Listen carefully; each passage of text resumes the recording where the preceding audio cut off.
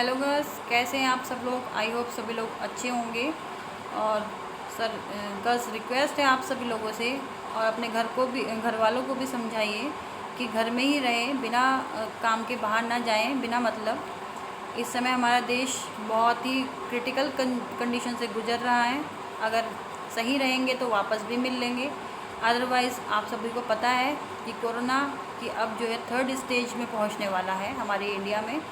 तो सभी की सपोर्ट की हमारे देश को बहुत ज़्यादा ज़रूरत है, क्योंकि यहाँ इतनी फैसिलिटी नहीं है मौजूद कि सबका भला हो, या फिर अगर इतनी बेड नहीं है हॉस्पिटल्स में या ऑक्सीजन नहीं है जितनी रिक्वायरमेंट है। तो सभी लोग घर में रहें और सुरक्षित रहेगा, क्योंकि किसी भी वजह से आप लोग बाहर जा रहे हैं तो मास्क और सैनिटाइज़र का यूज़ ज़रूर करें। तो ये तो थी आपकी हेल्थ से रिलेटेड बात। और अब है आपके टॉपिक से रिलेटेड बात, जो कि सब्जेक्ट में है आपके। तो आपका टॉपिक है यूनिट 2 का part B, normal nutrition and mail nutrition.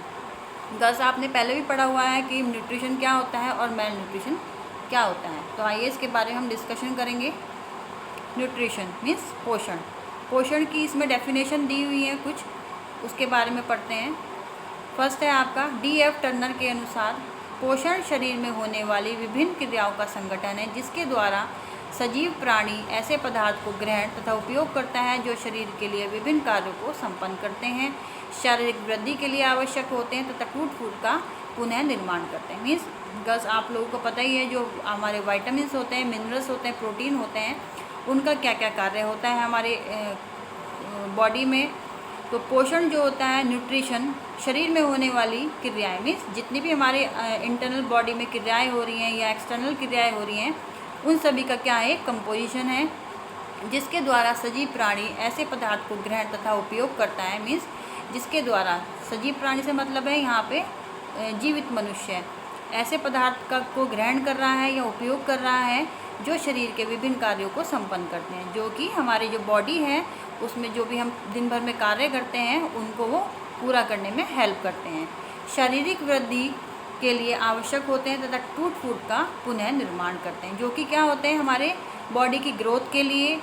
और टूट फूट का निर्माण मीन्स अगर प्रोटीन हम ले रहे हैं तो वो हमारे बॉडी में टूट फूट का निर्माण, अगर टिश्यूज़ टूट जाते हैं हमारी बॉडी में तो वो उनका पुनः निर्माण करते हैं।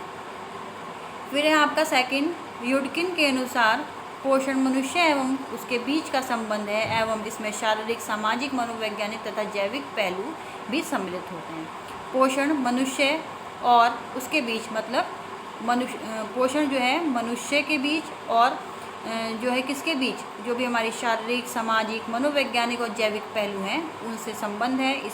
और इसमें क्या होता है, जो भी हमारी शारीरिक डेवलपमेंट है, सामाजिक, मनोवैज्ञानिक, जैविक पहलू मीन्स यहाँ बायोलॉजिकल जो भी स्टेप होते हैं उससे मतलब है, जो भी हमारे अंदर क्रियाएं होती हैं उससे रिलेटेड है।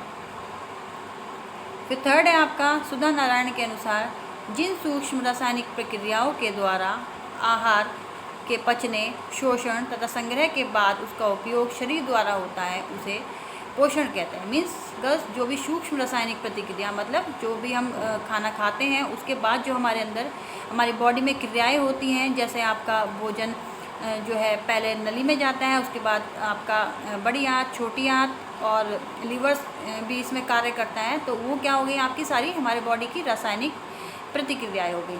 शोषण तथा संग्रह के बाद उसका उपयोग शरीर द्वारा होता है। और जब हम उसको ले लेते हैं तो जैसे आपकी आंत है वो अपना कार्य करती है, बड़ी आंत अपना कार्य करती है, लीवर अपना कार्य करता है और आपके जो लंग्स हैं वो अपना कार्य करते हैं, वो सब कार्य करने लग जाते हैं। कब करते हैं वो कार्य, जब हम पोषण या फिर कह लीजिए न्यूट्रिशन लेते हैं थ्रू फूड, उसे हम क्या कहते हैं, पोषण कहते हैं।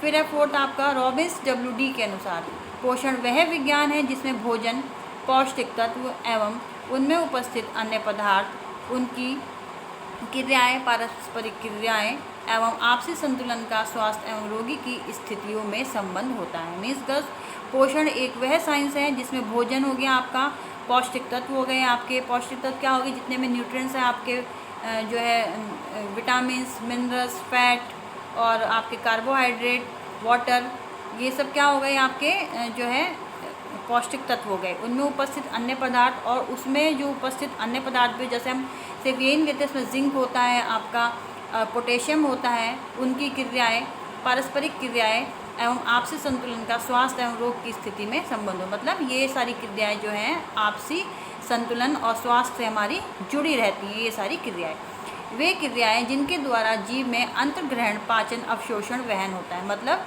जो ये वे क्रियाएं होती हैं जिसके द्वारा जो जीव है वो आपका ग्रहण करता है पहले, फिर उसका पाचन होता है, उसका अवशोषण मीन्स जब हम मोशन करते हैं सुबह को या फ्रेश होते हैं, वहन होना मतलब बाहर निकल जाना, तथा जीव पौष्टिक तत्वों का उपयोग कर उनके अंतिम उत्पाद का निष्कासन करता है।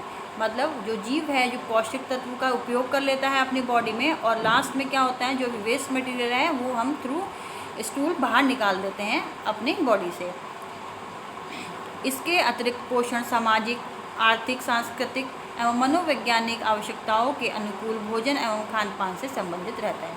कल ये मैंने आपको बताया भी था कि जो भोजन है हमारा सांस्कृतिक, मनोवैज्ञानिक, आर्थिक और सामाजिक जो है इन सब से भी रिलेटेड रहता है। तो जो भी आवश्यकताएं होती हैं उन सबको भी भोजन हमारा पूरा करता है। फिर है फिफ्थ आपका एस मुदाम्बी एवं शालिनी राव के अनुसार विशिष्ट पौष्टिक तत्वों का अध्ययन उनके कार्य, भोजन स्रोत अथवा मानव कल्याण पर ही पोषण कहलाता है।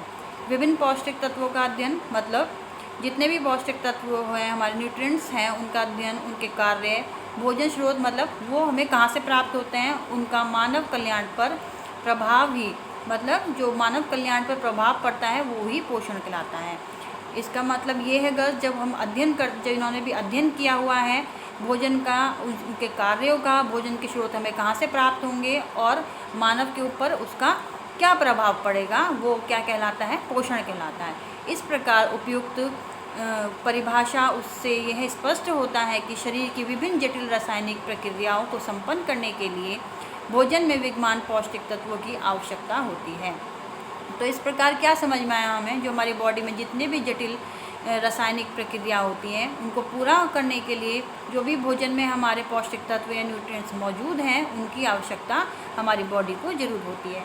भोजन में अंतर्ग्रहण, पाचन एवं शोषण के बाद सजीव द्वारा इन पौष्टिक तत्वों का उपयोग किया जाता है। मीन्स बस ये वही बात है जो भी पहले मैंने ऊपर बताई थी, जब हम भोजन को ग्रहण कर लेते हैं उसका पाचन होता है, उसका अवशोषण होता है, और सजीव द्वारा क्या होता है, जो न्यूट्रिएंट्स हैं वो हमारी बॉडी एब्जॉर्ब कर लेती है और वेस्ट मटेरियल को बाहर निकाल देती है, जिससे कि क्या होता है, हमारी शारीरिक वृद्धि होती है, हमारे टिश्यूज़ रिपेयर होते हैं, शरीर को उष्णता मतलब जो भी मॉइस्चर है वो मिलता है, तथा विभिन्न क्रियाओं का नियंत्रण होता है। और जो हमारी बॉडी में जितनी भी क्रियाएं होती हैं, चाहे वो चलना है, खाना है, कोई काम करना है, वो सब क्रियाएं क्या होती हैं, पूरा होती हैं और नियंत्रित होती हैं।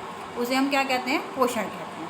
अब अगर आपका पोषण की स्थितियाँ, मतलब जो न्यूट्रिशन है उसकी भी स्थितियाँ होती हैं। इसमें बताया गया है कि पोषण की 2 स्थितियाँ हैं। फर्स्ट है आपका सुपोषण या उचित पोषण, इसे गर्ल्स आप गुड न्यूट्रिशन भी कह सकते हैं। फिर आपका कुपोषण यानी मेल न्यूट्रिशन, ये आपके सिलेबस में है कुपोषण, तो इसलिए हम इसके बारे में डीपली डिस्कशन करेंगे। कुपोषण क्योंकि वहाँ व्यक्ति को भरपेट भोजन तक उपलब्ध नहीं होता है, फलतः जो बच्चे हैं, गर्भवती एवं धात्री माताएं अधिकतर अल्प पोषण के कारण कुपोषण का शिकार होती हैं। गर्ल्स क्योंकि हमारे देश में बहुत ही ज़्यादा गरीबी है, भुखमरी है, तो क्या होता है, जो भी स्लम एरियाज़ होते हैं वहाँ पे आपने मोस्टली देखा होगा, जो भी गर्भवती माताएं होंगी, बच्चे होंगे, क्योंकि बच्चे वहाँ जल्दी जल्दी पैदा हो जाते हैं, उन बच्चों में जो है ज़्यादा डिफरेंस नहीं होता है बच्चों के बीच में।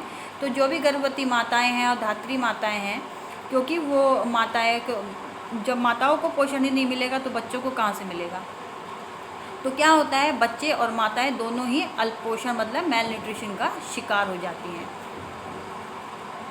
कुपोषण, अब बात करते हैं कि कुपोषण क्या है। जब भोज्य पदार्थ गुण व परिणाम में अपर्याप्त लिया जाए, जिसके भोजन द्वारा शारीरिक आवश्यकताओं की पूर्ति न हो, तो वह कुपोषण की स्थिति कहलाती है। यह उत्तम पोषण की ठीक विपरीत अवस्था है। मीन्स गर्ल्स, जब जो भी भोजन ले रहे हैं, जब हमें यही नहीं पता होगा कि उस भोजन का गुण क्या है। फॉर एग्जांपल आप बर्गर खा रहे हैं, उसे आप रोज़ खा रहे हैं और आपको यही नहीं पता हो कि इससे हमें विटामिन मिल रहे हैं, प्रोटीन मिल रहा है या नहीं, कार्बोहाइड्रेट मिल रहा है या नहीं, फैट मिल रहा है या नहीं, वाटर मिल रहा है या नहीं, जो कि हमारी बॉडी के लिए डेली रिक्वायरमेंट होनी बहुत ही ज़रूरी है। अगर आप उसको खाते ही रहेंगे तो क्या होगा, आपके शरीर में अपर्याप्त पोषण यानी मेल न्यूट्रिशन हो जाएगा, और वो स्थिति क्या बन जाएगी, आपकी कुपोषण यानी मेल न्यूट्रिशन की स्थिति बन जाएगी। यह उत्तम पोषण की ठीक विपरीत अवस्था है। मीन्स जैसे उत्तम पोषण में क्या होता है, अच्छा पोषण लेने से हमारे शरीर में बॉडी पार्ट्स हमारे कार्य करते हैं, जो आपके टिश्यूज़ हैं वो रिपेयर होते हैं डेली के। तो ये क्या है, जो कुपोषण है वो आपके उत्तम पोषण की ठीक अपोजिट स्टेज है। कुपोषण का अर्थ अव्यवस्थित भोजन से है। मीन्स कुपोषण जो है उसका अर्थ क्या है, अव्यवस्थित भोजन से है। मीन्स जो व्यवस्थित नहीं है, जो आवश्यकता से अधिक या कम पोषक तत्व लेने के कारण हुआ है। मीन्स गर्ल्स कोई ज़रूरी नहीं है कि जो आपका कुपोषण है वो किसी भी फूड को कम लेने से हो। ये ऐसे भी तब भी हो सकता है जब हम किसी भी फूड को अधिक मात्रा में ग्रहण करते रहें। आहार में पोषक तत्वों की कमी दो प्रकार से हो सकती है। फर्स्ट है आपका गुणों के रूप में, सेकंड है आपका पोषक तत्वों के रूप में। मीन्स गुणों के मतलब जब हमें पता ही नहीं है कि इस चीज़ में क्या अच्छी चीज़ है, मतलब हमें अगर हम फॉर एग्जांपल फ्रूट्स खाएंगे तो उससे हमें क्या मिलेगा, जब हमें यही नहीं पता है, उसके गुणों के बारे में नहीं पता होगा, तो वो फिर हमारा पढ़ना, या फिर हमें यही नहीं पता होगा कि आहार में जो पोषक तत्व हैं उसमें कमी किस बात की आ रही है, तो वो क्या होगा, आपके गुणों के रूप में ये कमी दर्शाती है। फिर आपका पोषक तत्वों के रूप में, मीन्स आप अगर बाहर के जंक फूड ज़्यादा खाएंगे और घर का खाना नहीं खाएंगे, जो भी ग्रीन लीफली वेजिटेबल्स है, दाल है, चपाती है, राइस है, तो क्या होगा, हमारे शरीर में पोषक तत्वों की कमी हो जाएगी। ओके गर्ल्स, तो आज की वीडियो में इतना ही। नेक्स्ट जो आपकी वीडियो होगी उसमें आगे का डिस्कशन करेंगे कुपोषण के बारे में, मेल न्यूट्रिशन के बारे में।